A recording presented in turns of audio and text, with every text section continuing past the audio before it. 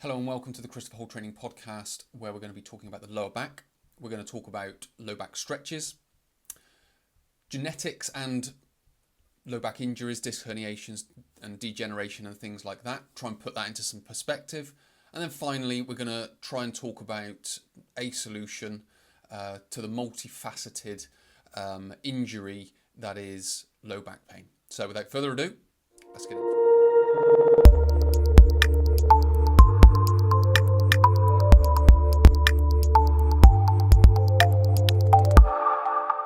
Firstly, let's get started with low back stretches. Now, we're essentially going to be asking the question, should I use low back flexion stretches? So, if you see someone lying on the floor and then tucking their knees to their chest, is that an effective stretch? It depends on a few things. First of all, we have to ask, is there pain? If there's pain, then the answer is different than if there's not pain. So we'll look at if there is pain first. So if there's pain, there is a pattern to it.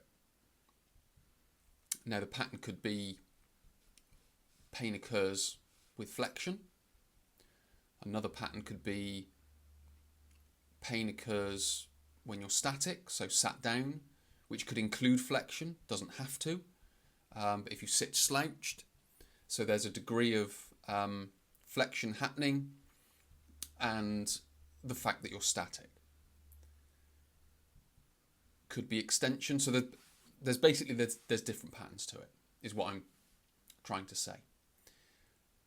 Now, it depends on the pattern, whether you should stretch it. If there's pain there, as a general rule, I would just say to people, don't stretch the lower back, even if it feels tight. And I'm going to explain that in a second. I would focus more around stretching the hips and thinking about if there is any sciatic symptoms. So there's pain going down the leg. And I would probably, certainly for the first part, I would not worry too much about stretching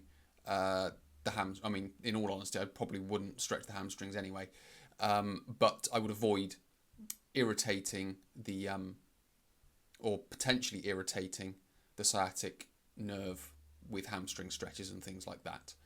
So with regards to should you stretch your lower back when there's pain, as a general rule, and very much as a general rule, I don't know anyone's particular back pain. I'm not speaking about anyone's particular back pain. I would just say, as a general rule, I would say no to stretching it. If there isn't pain, then that's different. So if there's no pain there, but all you're experiencing is low back tightness and it just feels uncomfortable and it's just not a useful thing to be experiencing, then there is license to stretch your lower back. Now, what we have to understand about stretching and stretching the lower back is the neuromuscular system. And there's one basic principle that makes up, it's one of the receptors, called a muscle spindle. Now, just to quickly explain what a muscle spindle is, if you can imagine a muscle, it's not one big muscle. There are compartments to it. So if we break down the entire muscle into its individual components or compartments, it would break down all the way to muscle fibers. And if you want to visualize a muscle fiber, just think of a straw. A long straw. And if you can think, you've got that little perforated bit which allows the straw to bend. Imagine that all the way down, because it'll allow it to get longer and it'll allow it to get shorter. It doesn't necessarily bend, but the muscle fiber gets longer and shorter. So we've got that muscle fiber. It's a very small component, and there are hundreds of thousands upon millions of them within a muscle. And as I mentioned, they get shorter and they get longer. Now, what you have around these straws, it's literally like a spring. So it's sort of coiled and wrapped around the muscle fibre. So if you take a spring and you look down its end, you can see right through it. That's kind of what the muscle spindle's like. It wraps around the muscle fibre, and as it gets longer, it detects that it's getting longer, and as it gets shorter, it detects that it's getting shorter. Now, with regards to stretching, it's that component that restricts your stretching. So if the body perceives that the muscle is getting longer than it likes, it will essentially start to hold it in position. So it won't allow it to go any further. In some respects, it's contracting to stop you from going any further, if that makes sense. So you go into a stretch, then you really feel the tightness. That's the muscle spindle saying no more, no further. So it's not necessarily that the muscle is tight, it's more that the neuromuscular system isn't allowing it to go any further. So that's kind of like the first bit that we need to understand. When we can understand that, we understand there's something more going on than just my muscle is tight. So we've got that stretch receptor that's essentially holding our muscle at a certain length. So if you've got low back tightness, there is a very good chance that it's those muscle spindles holding your muscle in place. And it could be doing it for the purposes of guarding against something. So it may be that there has been instability at the spine. It may be that there has been an injury to the spine. And what your body then does, it realizes that and it tightens up around it to maintain stability and to protect against any further injury. So that's essentially what your body has done if that is the case.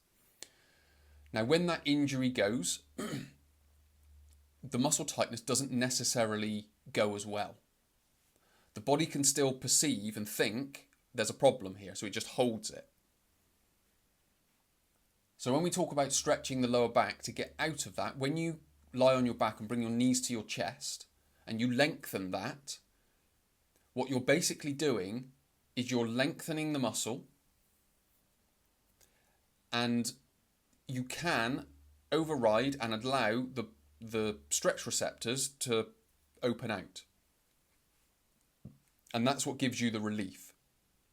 But what then happens, after about 15-20 minutes, the stretch receptors go, yeah, I don't like this, so I'm going to tighten you back up. And then you get your muscle tightness again. So it's not necessarily that the low back is tight, it's more that the body is holding it in that position.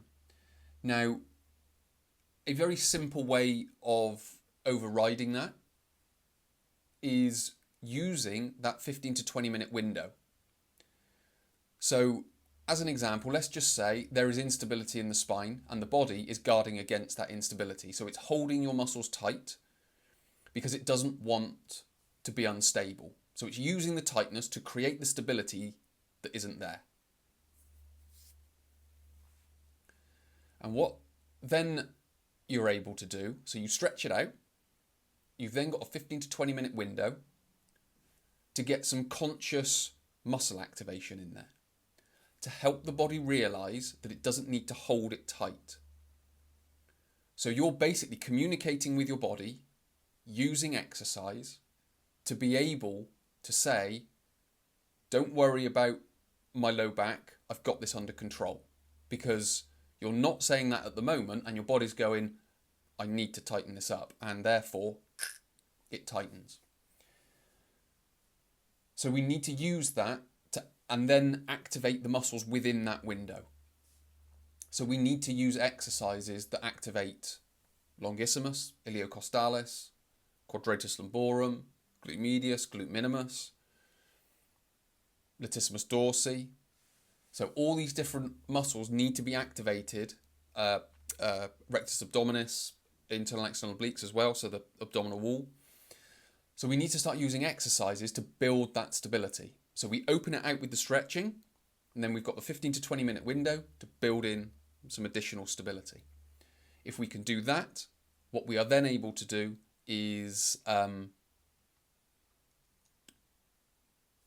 override that neuromuscular system, that response by the neuromuscular system to hold everything tight, to guard against a problem that may not even occur, if that makes sense. So it's a relatively straightforward to explain. It's not always so straightforward and simple to actually put into practice, but the main sort of parts are there. If it's just low back tightness that one has and there is no pain there, stretch the lower back out, but then put the activation in consciously using exercise. If there is pain there, you have to understand the pain pattern, which we're not going to go into at the moment, but we have to understand that pain pattern to get the pain pattern out, and then we can rebuild the lower back using exercise and things like that. So that kind of goes some way to answering, should you be doing low back flexion stretches, or should you be doing low back stretches as a whole? If there's no pain, it's just the muscle getting tight, you can do it, but you've got to do it in the right way with conscious exercise, muscle activation. The second part to all this, it's all about genetics and low back pain. You do hear people on the internet talking about genetics. It's not exercise that's causing your lower back pain, it's your genetics causing your lower back pain. And what I'm going to say is it's all of it. And I want to explain the limitations to the genetic argument as well.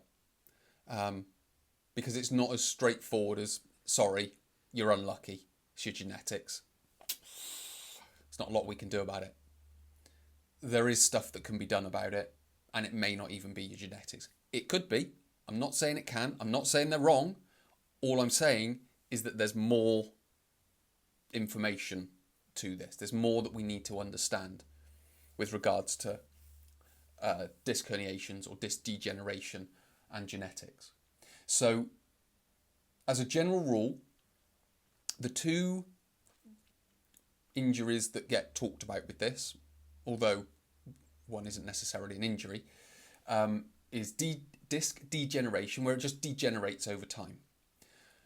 So the genetic argument would be your genetics aren't as good, your disc degenerates faster than others, and therefore you have lower back pain as a result of your genetics.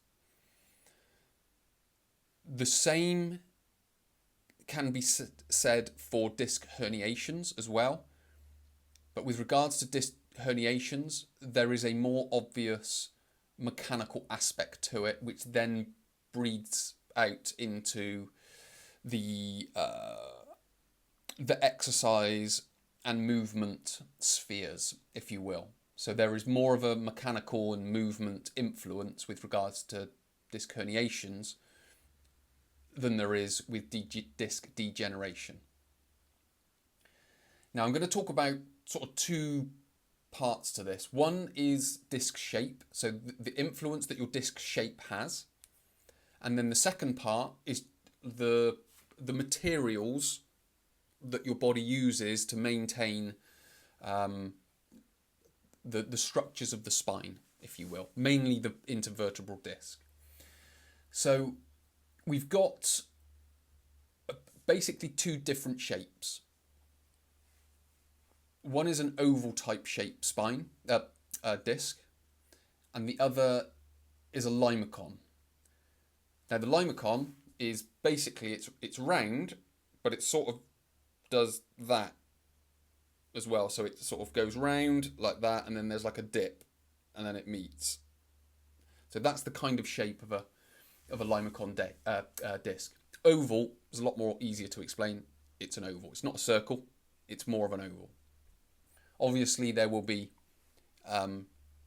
shape variations within those two, but essentially you've got a limacon shape and an oval shape.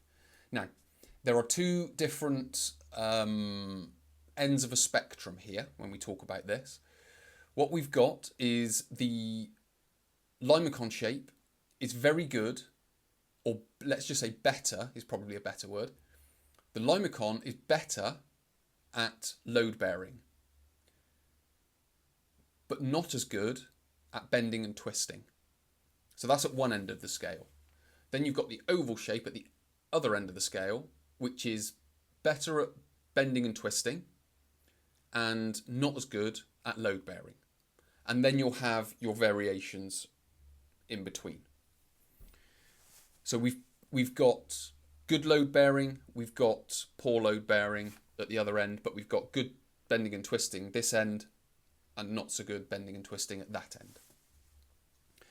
Obviously, there's mechanical aspects within that when it comes to exercise, everyday movement,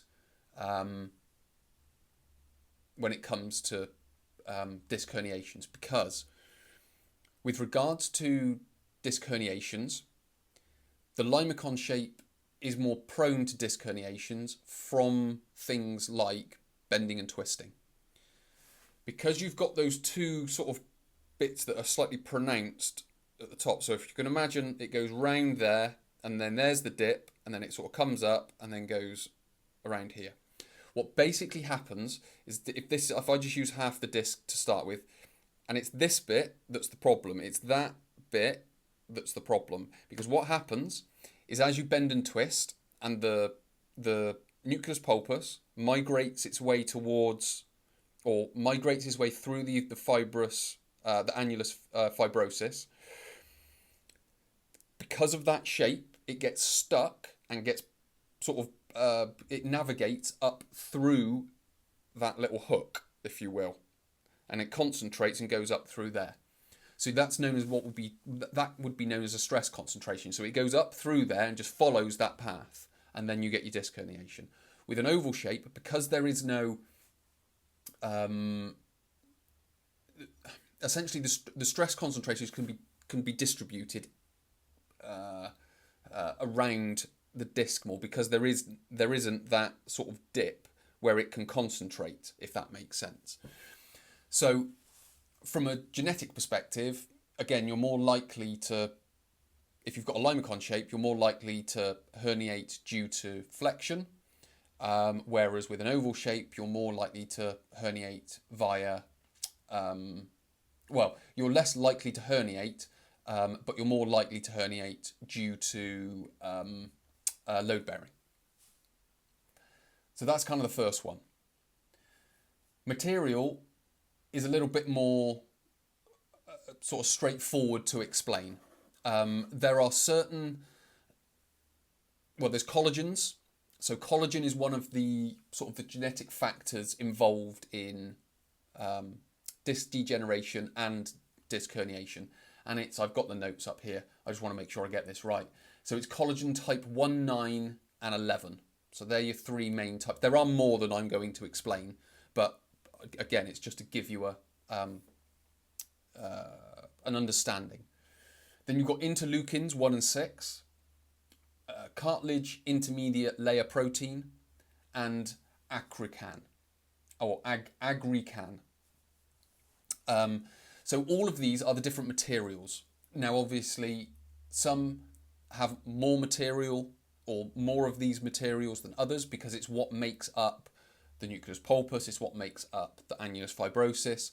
So if your body is constantly turning these over, so getting rid of old stuff and putting in new stuff, then it's going to last longer. But if there is a point at which it's putting in some, but it hasn't got more to put in of others, then there's going to be sort of the disc isn't going to renew quite as well. Now, this brings us to the limitation with regards to the genetic argument. And I should say that's shared on the internet.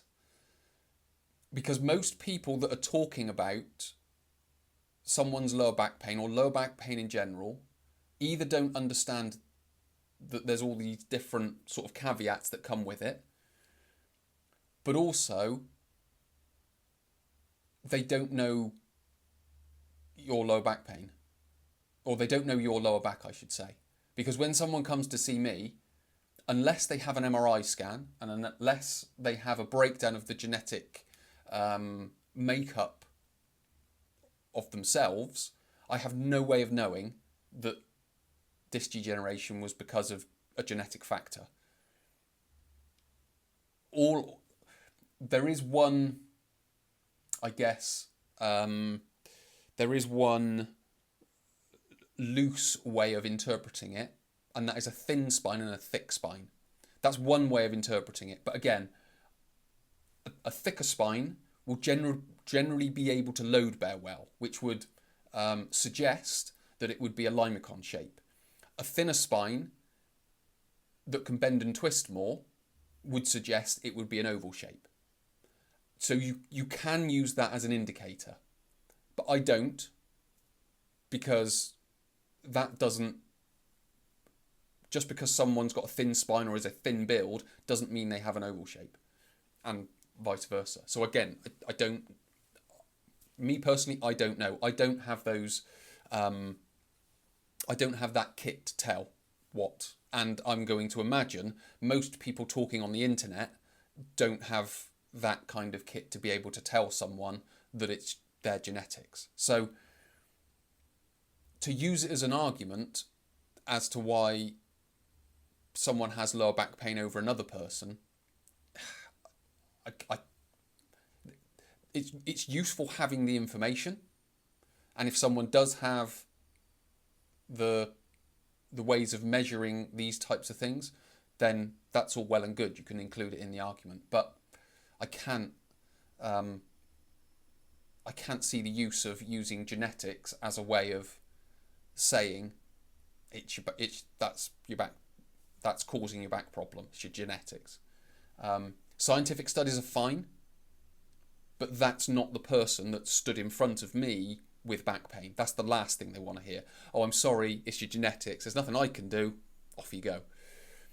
What's more useful is the mechanical aspect of it. Because there are, and as we've described, there is a mechanical aspect to the limacon and the oval shape. So if we can understand someone's pain pattern, so it initially happened when they were flexing their spine, picking a pen up off the floor, doing a deadlift, whatever it may be. And when we watch them do a deadlift, they've got a rounded spine. And when we watch them sit in a seat, they sit with a slouched posture. And when they sit in their car, they've got these really deep sort of bucket type seats, so their spine is nicely flexed in there.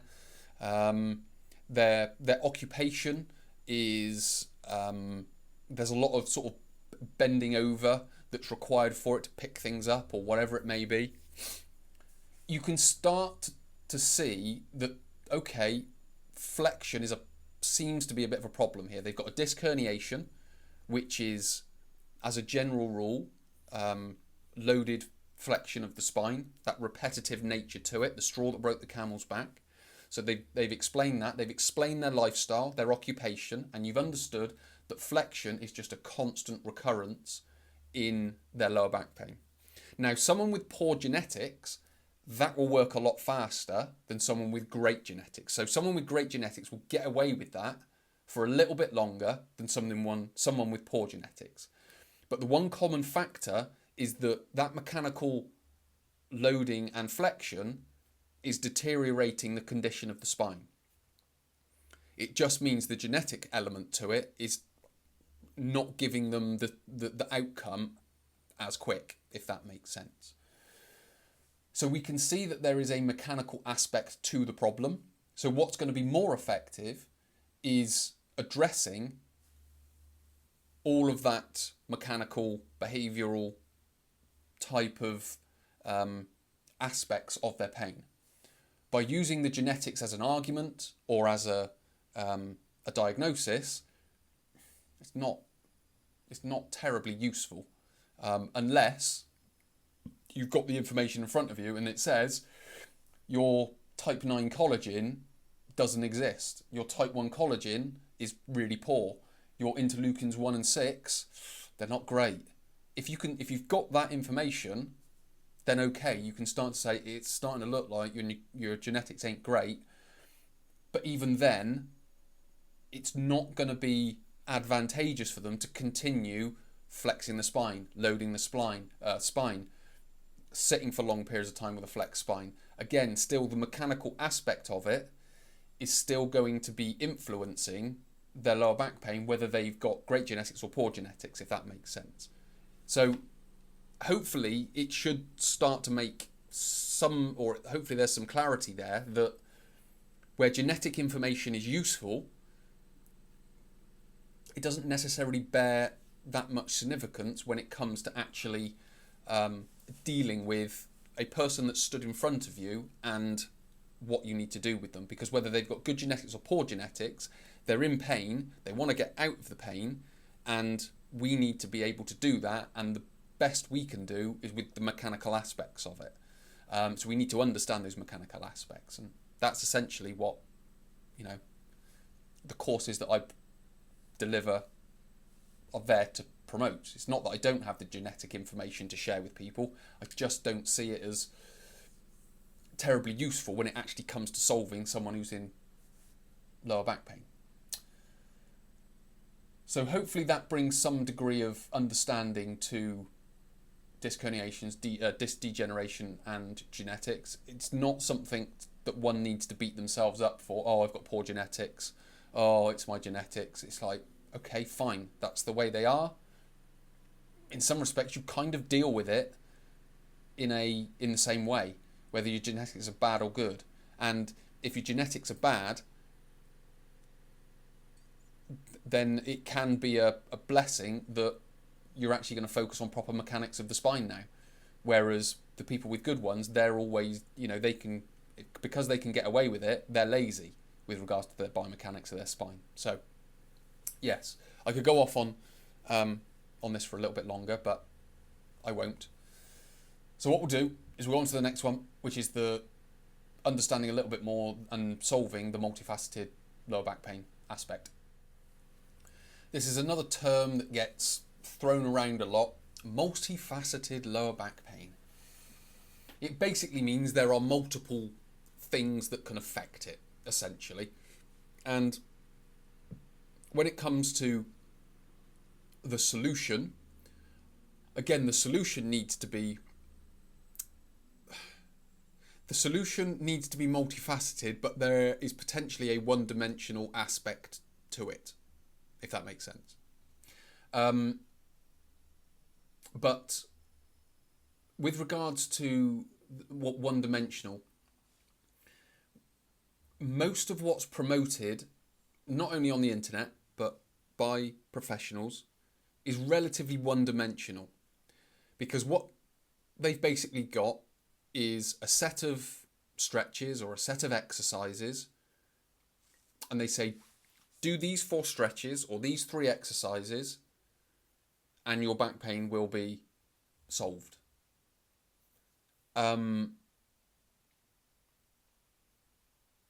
That's not necessarily true. That's what I would describe as a one-dimensional approach. So it's saying, right, all of lower back pain, all of you people with lower back pain, if you do these 4 stretches and these 4 exercises, or either or, depending on the one-dimensional approach that they're using, it will solve your lower back pain. That's essentially what they're saying. So if you can imagine a conveyor belt, they say, right, you get on that conveyor belt, and when you get to the end, your lower back pain will be gone. I would imagine even you and your intuition is saying, that doesn't sound like a good idea, well, not necessarily a good idea, but that's the right idea. I don't think lower back pain's quite like that, because if you are someone, or if you know someone who has tried something for their lower back pain and it hasn't worked, that's one of the ways that why it's not worked, is because they've said, jump on that conveyor belt there, and by the end you'll be pain free. So it could be that, or they've just not understood your back pain well enough, and they've given you something that they think is multifaceted, but it's just pointing in the wrong direction. So that's sort of the first part, is the one-dimensional solution. That's not necessarily a useful solution, because as we're going to find out, lower back pain is multifaceted. So it needs a multifaceted, first of all, analysis. Then it kind of turns into a one-dimensional approach based on that multifaceted analysis, if that makes sense, which I'll explain. So, multifaceted lower back pain. What that basically means is that everyone's lower back pain is unique to them. There are crossovers, but for example, if someone has a disc herniation, that requires a certain solution. If someone has spondylolisthesis, that requires a certain solution. Now, if the person with the disc herniation, they might get pain when they sit down and flex their spine. Spondylolisthesis may also get pain when they sit down, but it's not necessarily because they're flexing their spine. It might be because of the duration in which they're doing that, or it could be vice versa. So where we've got one person who gets it simply by just going into the flexed posture, another person gets it not necessarily because they're in the flexed posture, but because they're in it for a long time. So you can start to see that even just those have a slightly different scenario. Obviously, the disc herniation, if we don't go into that position, is going to be a useful thing. But the other person can go into the position but just not stay there for a long time. So these are the different types of, or certainly the mechanical aspects that we need to understand.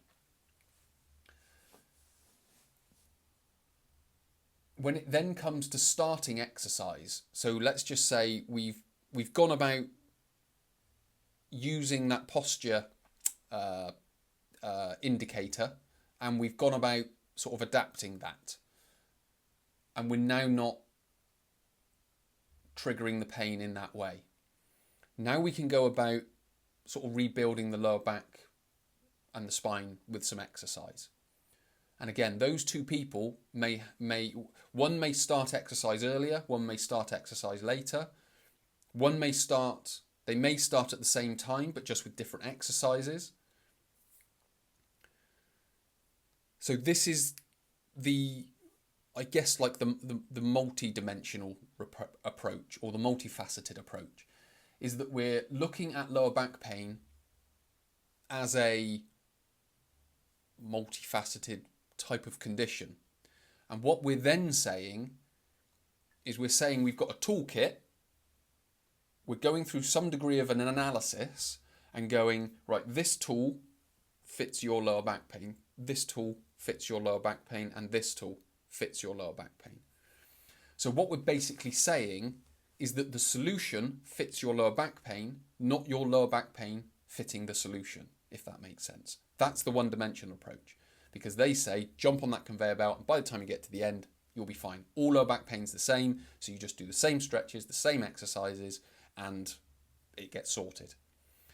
That's a very one-dimensional, and it doesn't take into consideration the multifaceted nature of lower back pain, which is sort of, I guess, kind of the way it is. So what we need to be able to do is have that multifaceted approach. And that's what, again, my courses are there to do, is to help you learn about the multifaceted approach. And I'm sort of with you facilitating that all along the way. If you do the online course, you've got the comments where I'm able to respond and give you the information necessary to keep you moving forward. Then you've got the sort of the group workshops that are there. Obviously, you get submit questions, or I just take content from the comments and we build that workshop. Again, I try to make it, albeit a group, I try to make it as specific to the individuals that are doing the course as possible. And then if necessary, there is the option then of one-to-one consulting. But again, you need to be on that course to be able to get that far. So hopefully this has been useful.